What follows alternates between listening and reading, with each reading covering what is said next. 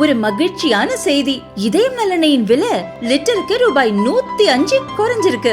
September 2023ல 1 litre இதயம் நலனையின் அதிகபட்ச விலை ரூபாய் 503. ஆனா இப்ப 1 லிட்டர் இதயம் நலனையின் விலை ரூபாய் 398 மட்டும்தான் தமிழ்நாட்டுல. அப்ப இனிமே எல்லாரும் இதயம் நலனை வாங்கலாம் இல்ல?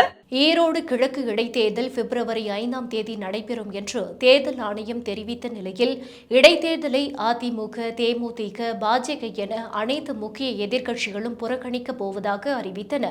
இதில் அடுத்ததாக தமிழக வெற்றிக் கழகம் ஈரோடு கிழக்கு இடைத்தேர்தலை புறக்கணிப்பதோடு எந்த கட்சிக்கும் ஆதரவு இல்லை என்பதையும் அறிவித்துள்ளது. இது தொடர்பாக கூறியுள்ள தவேக பொதுச் செயலாளர் ஆனந்த், தமிழ்நாட்டில் ஆளும் அரசுகள் ஜனநாயக மரபுகளை பின்பற்றாமல் தங்களின் அதிகார பலத்தை வைத்து இடைத்தேர்தல்களில் வெற்றி பெற்று வருவது வழக்கம் என்பதையே கடந்த கால வரலாறு நமக்கு உணர்த்துகிறது என்றுள்ளார்.